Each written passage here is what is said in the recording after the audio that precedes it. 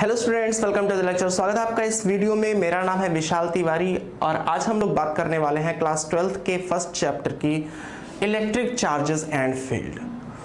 इसका थोड़ा बहुत आइडिया तो हमें है क्योंकि हमने क्लास 10th में ऑलरेडी पढ़ रखा है थोड़ा बहुत चार्जेस के बारे में।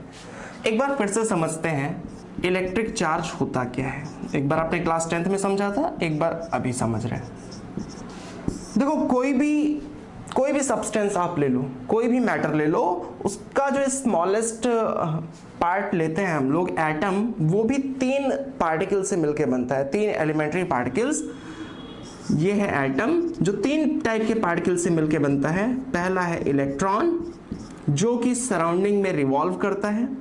दूसरा है प्रोटॉन जो न्यूक्लियस में होता है और तीसरा है न्यूट्रॉन। याद रखना, अभी के लिए सिर्फ हमें इलेक्ट्रॉन, प्रोटॉन और न्यूट्रॉन को देखना है। इसके अलावा किसी सब एटॉमिक पार्टिकल से हमारा कोई लेना देना अभी नहीं है। इलेक्ट्रॉन पे जो चार्ज पाया जाता है ये नेगेटिव होता है। प्रोटॉन पे जो चार्ज पाया जाता है ये हमारा पॉजिटिव होता है और न्यूट्रॉन पे कोई चार्ज नहीं होता, नो चार्ज, या फिर न्यूट्रल भी इसको बोलते हैं। न्यूट्रॉन पे कोई चार्ज नहीं होता। तो चार्ज है क्या? अब अगर आप एक इलेक्ट्रॉन और एक प्रोटॉन को रख दो तो ये एक दूसरे को अट्रैक्ट करेगा। अगर मैं यहां पर रख दूं इलेक्ट्रॉन प्रोटॉन को तो फिर ये एक दूसरे को अट्रैक्ट करेगा। ये उसी चार्ज के कारण है। जो फिजिकल प्रॉपर्टी इसमें है एक दूसरे को अट्रैक्ट करने की, वो चार्ज की ही वजह से है। या फिर 2 प्रोटॉन आप रख दो तो ये दोनों रिपेल करेंगे, या दोनों इलेक्ट्रॉन। ठीक है, तो इलेक्ट्रिक चार्ज ही वो फिजिकल प्रॉपर्टी है जिससे इलेक्ट्रॉन प्रोटॉन आपस में फोर्स लगाते हैं। ठीक है, ये चीज मेरे ख्याल से आपको क्लियर हो गई होगी। बात करते हैं इलेक्ट्रॉन पे चार्ज कितना होता है, प्रोटॉन पे। एक पे होता पॉजिटिव है, दूसरे पे नेगेटिव। दोनों पे जो चार्ज की वैल्यू होती है वो सेम होती है। 1.6 × 10⁻⁻19 कूलाम होता है प्रोटॉन पे, लेकिन पॉजिटिव में होता है, जबकि यही चार्ज इलेक्ट्रॉन में माइनस में होता है, नेगेटिव। और हाँ, एक चीज याद रखना कि जो चार्ज की यूनिट होती है वो कूलाम होती है। कूलाम ये एसआई यूनिट है। ठीक है, तो बेसिक चीजें तो हमको पता चल गई कि चार्ज क्या होता है। और ये एलिमेंट्री चार्ज है, इसको याद रखना, एलिमेंट्री चार्ज भी बोलते हैं। एलिमेंट्री चार्ज इसको बोला क्यों जाता है? क्योंकि कोई भी चार्ज इससे छोटा एग्जिस्ट नहीं कर सकता। इस यूनिवर्स में कभी भी चार्ज इससे छोटा चार्ज एग्जिस्ट नहीं कर सकता। या तो चार्ज रहेगा ही नहीं, या तो रहेगा तो इससे या इससे ज्यादा रहेगा। ठीक है, सो आई होप कि आपको ये चीज समझ आ गई होगी। अब आगे बात करते हैं, कुछ बेसिक प्रॉपर्टीज देखते हैं इलेक्ट्रिक चार्ज की क्या होती है। तो टॉपिक देखते हैं, प्रॉपर्टीज ऑफ इलेक्ट्रिक चार्ज या फिर चार्जेस। पहली जो प्रॉपर्टी है, तो charges are additive in nature. Charges are additive in nature. अब इसका मतलब क्या हो गया? सपोज दैट ये कोई सिस्टम है जिसमें यहां पर रखा हुआ है 2 कूलाम का चार्ज प्लस 2 कूलाम, यहां पर रखा है -1, यहां पर रखा है +5, यहां रखा है -3। तो इस सिस्टम का जो टोटल चार्ज होगा, अगर मैं आपसे बोलूं टोटल नेट चार्ज, याद रखना चार्ज को क्यू से इंडिकेट करते हैं, तो नेट चार्ज कितना होगा? तो इसको सिंपली जोड़ देना है। जोड़ेंगे कैसे? +5 +2 -3 -1, और ये कितना आ जाएगा? 5 to 7 -3 4 -1। ठीक है, सो नेट चार्ज आ गया +3 कूलाम। यही है हमारा charges are additive in nature. दूसरी चीज है चार्जेस आर कंजर्व्ड। किसी भी सिस्टम का जो टोटल चार्ज होगा, या फिर यूं एग्जांपल लो आप कि ये है एक बॉडी, दूसरी बॉडी है। सपोज दैट ये भी हमारा इलेक्ट्रॉन, प्रोटॉन, न्यूट्रॉन से मिलके बना है, ये भी हमारा उसी सब एटॉमिक पार्टिकल से बना है। किसी भी वजह से अगर इलेक्ट्रॉन्स को हम यहां से निकाल के इसमें डाल दें, इलेक्ट्रॉन पे कैसा चार्ज होता है? नेगेटिव। कोई भी बॉडी न्यूट्रल कब होती है? जैसे ये मार्कर हमारा न्यूट्रल है, कब होगा? जब टोटल नेगेटिव और टोटल पॉजिटिव चार्ज इसमें बराबर है। ठीक है, अगर इसमें 10 कूलम पॉजिटिव है और 10 कूलम नेगेटिव है तो ओवरऑल चार्ज इसका 0 है। बट अगर इसमें से नेगेटिव कुछ निकाल दिया जाए, अगर 2 कूलम का नेगेटिव चार्ज निकाल दें तो इसमें पॉजिटिव अधिक हो जाएगा ना, यानी कि अगर इलेक्ट्रॉन को निकालेंगे तो इसमें पॉजिटिव चार्ज आ जाएगा और वो इलेक्ट्रॉन जिस दूसरे मार्कर में जाएगा उस पर नेगेटिव चार्ज आ जाएगा। ठीक है, सो ये दोनों बॉडीज पहले न्यूट्रल थी। अब इसमें से हमने 2 कूलम का चार्ज नेगेटिव चार्ज निकाल के इस पे रख दिया तो ये हो जाएगा -2 कूलम, और यहाँ पर पहले बराबर था लेकिन -2 निकल गया तो यहाँ पर हुआ कितना, +2 कूलम। लेकिन ओवरऑल चार्ज जो होगा, अगर इस पूरे सिस्टम का चार्ज देखेंगे तो वो अभी भी कितना होगा, 0 कूलम। और यहां से हम लोग बोलते हैं चार्जेस आर कंजर्व्ड। चार्ज हमेशा कंजर्व होता है, इसको डिस्ट्रॉय नहीं किया जा सकता, इसको सिर्फ बॉडी टू बॉडी में ट्रांसफर किया जा सकता है। बट जो टोटल अमाउंट ऑफ चार्ज होगा वो अनचेंज्ड रहेगा, ये आपको समझना है। ठीक है, थर्ड जो है, थर्ड आपको ऑलरेडी पता है, similar charges repel each other and opposite charges attract each other. ठीक है, तो थर्ड है हमारा सिमिलर चार्जेस, जो सिमिलर होंगे वो अट्रैक्ट करेंगे, रिपेल करेंगे, और जो अपोजिट नेचर के होंगे वो अट्रैक्ट करेंगे।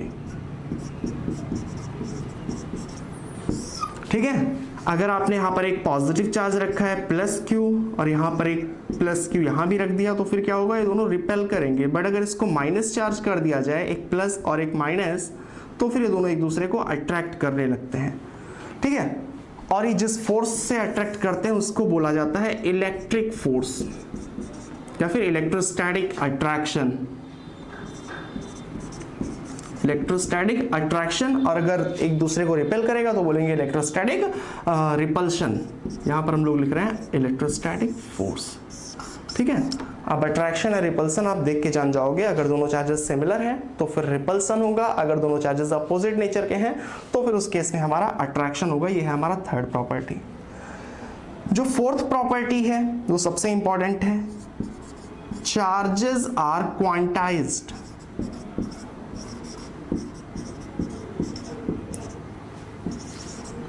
देखो इसका मतलब क्या है एग्जैक्टली समझते हैं। इसका मतलब ये है कि जो कोई भी चार्ज हो गया इस पूरे यूनिवर्स में वो इंटीग्रल मल्टीपल होगा एलिमेंट्री चार्ज के। ये ई है हमारा एलिमेंट्री चार्ज, जिसकी वैल्यू हमने देखी थी 1.6 × 10⁻⁹। अब भाई ऐसा क्यों बोला जा रहा है कि कोई भी चार्ज इंटीग्रल मल्टीपल होगा, तो आप ऐसे अज्यूम करो किसी भी बॉडी में से, अगर इस बॉडी में से कुछ निकालना है तो क्या आप इलेक्ट्रॉन से भी छोटा कुछ निकाल सकते हो? नहीं निकाल सकते। ठीक है, क्योंकि इलेक्ट्रॉन हमारे, जैसे ये एटम है, सेंटर में तो होता है न्यूक्लियस। अब इलेक्ट्रॉन सराउंडिंग में रिवॉल्व करते हैं तो इलेक्ट्रॉन्स को निकालना पॉसिबल है, बट न्यूक्लियस कहीं नहीं जाता। कई सारे इलेक्ट्रॉन्स हैं, उसमें से 1-2 इलेक्ट्रॉन निकालना पॉसिबल है कि यहां से जाके दूसरे एटम में चले जाएं। ठीक है, और जिस एटम में जाएंगे वो नेगेटिवली चार्ज हो जाएगा, जहां से जा रहा है वो पॉजिटिवली चार्ज। तो ये समझना कि किसी भी एटम से कम 1 इलेक्ट्रॉन निकालेंगे या तो एक भी नहीं निकालेंगे। यहां पर हाफ और 1/3 का कोई ऑप्शन नहीं है। तो अगर 1 इलेक्ट्रॉन निकालोगे तो चार्ज कितना आ जाएगा, जिससे निकाले हो उस पे आ जाएगा +E, और जिसमें जा रहा है उस पे आ जाएगा, हो सकता है आपको दिखाई ना दे रहा हो, जिससे निकालोगे आप चार्ज उस पे आ जाएगा +E, और जिस पे वो चार्ज जाएगा वहां हो जाएगा -E। सपोज दैट आपने 10 इलेक्ट्रॉन निकाल लिए, तो जिससे निकाल रहे हैं वहां पर आ जाएगा +10E, और जिस पे जा रहा है वहां पर आ जाएगा -10E। कभी भी आप 4.5 इलेक्ट्रॉन नहीं निकाल सकते।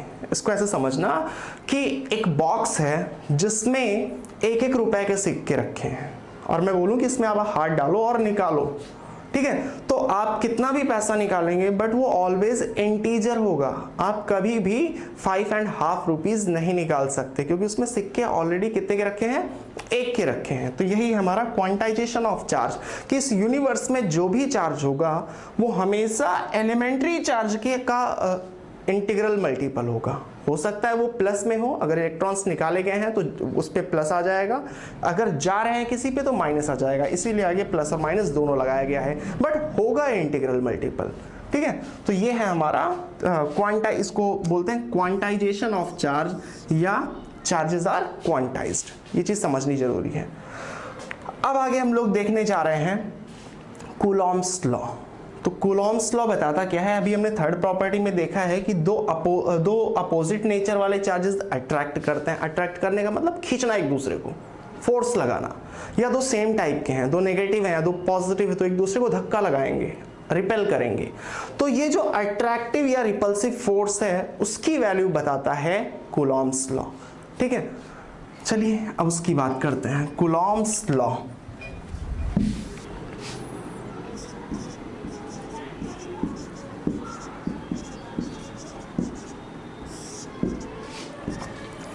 कूलॉम्स लॉ में बोला जाता है कि अगर दो चार्जेस रखे हैं Q1 और Q2 और इनके बीच का सेपरेशन है R, ये रखे हैं स्पेस में, ये दोनों चार्जेस रखे हैं स्पेस में, यानी कि वहां पर कोई भी मीडियम नहीं है। ठीक है, तो इनके बीच में लगने वाला फोर्स जो होता है वो डायरेक्टली प्रोपोर्शनल होता है Q1 इंटू Q2, यानी कि दोनों चार्जेस का प्रोडक्ट जितना ज़्यादा होगा उतना ही ज़्यादा फोर्स लगेगा। देखो यहाँ पर हम लोग प्लस पॉजिटिव चार्ज या नेगेटिव चार्ज की बात नहीं कर रहे हैं, वो हमको खुद समझ आना चाहिए कि अगर दोनों चार्जेस का नेचर सेम हुआ, दोनों पॉजिटिव पॉजिटिव या नेगेटिव नेगेटिव हुए तो रिपल्शन होगा, और अगर एक पॉजिटिव दूसरा नेगेटिव है तो अट्रैक्शन होगा। फोर्स दोनों केस में लगेगा और लगने वाला जो फोर्स होगा वो डायरेक्टली प्रोपोर्शनल होगा product of both charges Q1 Q2।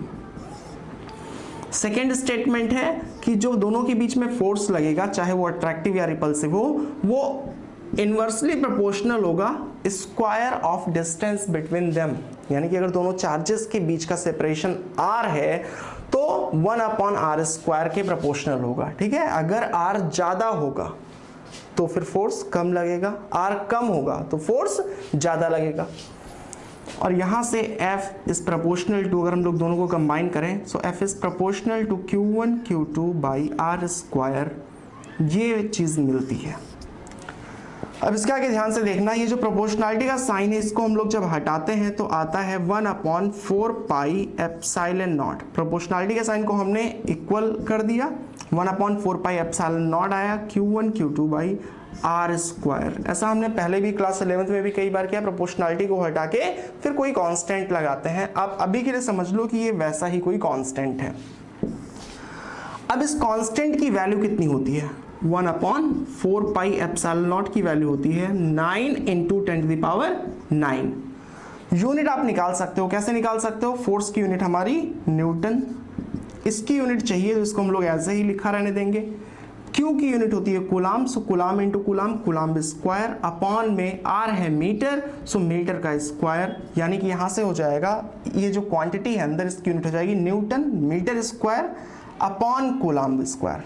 Metre ऊपर जाएगा और कूलाम स्क्वायर नीचे आएगा, so newton metre square upon coulomb square है। फिर इसको कूलाम टू द पावर -2 भी लिखा जा सकता है। ठीक है, तो ये वैल्यू तो हमको समझ आ गई कि ठीक है भाई ये वैल्यू है। याद रखना ये वैल्यू स्पेस के लिए है, क्योंकि चार्जेस कहां पर रखे हुए थे, स्पेस में रखे हुए थे। अब यहां पर एक ऐसा सिंबल है जो हमको समझ नहीं आ रहा, वो ये है एप्सिलॉन नॉट। ठीक है, ध्यान से समझ लेना, एप्सिलॉन नॉट ये होता है absolute permittivity, absolute permittivity of free space. अभी हम लोग स्पेस की बात कर रहे हैं तो फिर ये स्पेस की परमिटिविटी को दिखाता है। एक चीज और फंस गई कि परमिटिविटी कौन सी बला है, परमिटिविटी क्या है, तो याद रखना कि परमिटिविटी अपोज दिखाता है कि जिस मीडियम में चार्जेस रखे हैं, चार्जेस एक दूसरे को खींचने की कोशिश कर रहे हैं, तो मीडियम उनके फोर्स का कितना अपोज कर रहा। सिंपल सा एग्जांपल लेते हैं, मान लो कि आप यहां पर खड़े हो और एक रस्सी से इस बॉक्स को खींच रहे हो। ठीक है, तो कंपेयर करना, यहां पर फोर्स सपोज दैट दोनों अपोजिट नेचर के हैं और इस चार्ज को ये चार्ज खींच रहा है, यहां पर आप इस बॉक्स को खींच रहे हो, तो ये जो मीडियम है ये कुछ अपोज कर रहा है ना, जैसे इस केस में क्या है, फ्रिक्शन है, अपोज कर रहा है, ठीक है। तो वैसे ही हर मीडियम ये जो लगाने वाला फोर्स है जिससे वो चार्ज खींच रहा है या फिर रिपेल कर रहा है, इसका कुछ अपोज होता है। वही जो अपोज का मेजर होता है कि अपोज कितना ज्यादा है, वही बताता है परमिटिविटी, ठीक है। यानी कि परमिटिविटी अगर ज्यादा होगी तो हम लोग बोलेंगे कि मीडियम ज्यादा अपोज कर रहा है। अगर मीडियम ज्यादा अपोज करने लगेगा तो फिर ये बॉक्स इजीली इधर नहीं आएगा या इस बॉक्स पे उतना ज्यादा नेट फोर्स नहीं लगेगा। तो ये चीज समझनी जरूरी है। अभी हम लोग स्पेस की बात कर रहे हैं, तो जो एप्सिलॉन नॉट है, ये नॉट स्पेस के लिए ही लगाया गया है, एप्सिलॉन नॉट है, ये दिखाता है permittivity of free space, absolute permittivity of free space, यानी कि स्पेस कितना अपोज कर रहा दोनों चार्जेस के बीच में लगने वाले फोर्स का। चलो इसकी वैल्यू याद रखना, एप्सिलॉन नॉट की वैल्यू होती है 8.854 इंटू 10⁻34, यूनिट हो जाएगी newton inverse metre the power -2 coulomb square, ठीक है। इसको रिवर्स कर देंगे ना, क्योंकि 4 पाई की तो कोई यूनिट है नहीं। ये वैल्यू याद रखनी है, कई बार बोर्ड एग्जाम में 1 नंबर में पूछा जा सकता है। सो आई होप कि आपको एप्सिलॉन नॉट समझ में आ गया। तो भाई अभी तक हमने बात करी कि अगर दोनों चार्जेस रखे हों स्पेस में तो फिर फोर्स कितना लगेगा। आपको मिल गया है अल्टीमेटली एक फॉर्मूला जिससे आप स्पेस में लगने वाले फोर्स को निकाल सकते हो। दो चार्जेस दे दिए गए, 4 कूलम है 6 कूलम है, बताओ दोनों के बीच में फोर्स कितना लगेगा। आप सीधे यहाँ पर वैल्यू पुट करो, ठीक है। Q1 Q2 की वैल्यू पुट करो, R की वैल्यू पुट करो, दोनों के बीच का सेपरेशन, और इसकी वैल्यू तो हमें स्पेस के लिए पता ही है, पता चल जाएगा कितना ज़्यादा लग रहा है फोर्स। अब अगली बात करते हैं कि अगर दोनों चार्जेस किसी मीडियम में रखे हैं, स्पेस में ना होके वो एयर में रखे हैं, फिर एयर की बात हटाओ, अगर वाटर में रख दें या ग्लास में रख दें, तो उस केस में फोर्स कितना लगेगा।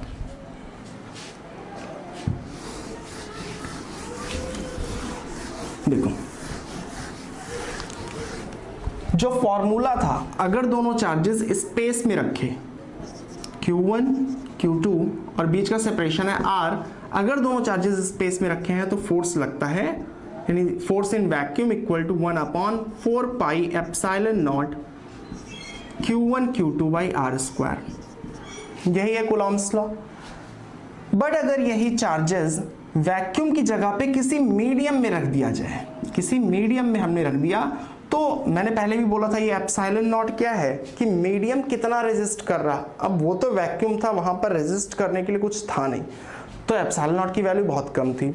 बट ग्लास में रखेंगे तो बहुत ढेर सारे पार्टिकल्स होंगे और हो सकता है रेजिस्टेंस बहुत ज़्यादा हो, यानी दोनों चार्जेस एक दूसरे पे बहुत ज़्यादा फोर्स ना लगा पाए, ठीक है। तो उस केस में मीडियम में फोर्स कितना होगा, फोर्स इन मीडियम ये होगा 1/4 पाई, नॉट था हमारा जो यहाँ पर एप्सिलॉन नॉट में बोल रहा हूँ बार बार, नॉट स्पेस को रिप्रेजेंट कर रहा था, तो यहाँ पर हमें क्या रखना पड़ेगा, एप्सिलॉन, ठीक है। फोर्स इन मीडियम, दोनों चार्जेस को अगर उसी किसी मीडियम में रख दें तो फोर्स लगेगा 1/4 pi epsilon Q1 Q2 by R square, या फिर एप्सिलॉन M आप लिख सकते हो, ठीक है, कि permittivity of medium, permittivity of medium.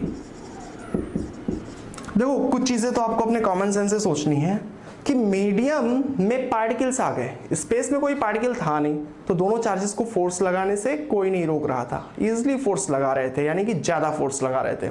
But अगर दोनों चार्जेस ग्लास या वाटर में लाके रख दिए गए तो दोनों चार्जेस के बीच में ढेर सारे पार्टिकल्स हैं और वो अपोज ज्यादा करेंगे, यानी कि एप्सिलॉन M की वैल्यू ज्यादा होगी, और जब एप्सिलॉन M की वैल्यू ज्यादा होगी, अपोज ज्यादा होगा, तो दोनों चार्जेस अगर मीडियम में आ जाएंगे तो उनके बीच में लगने वाला फोर्स कम हो जाएगा, ठीक है।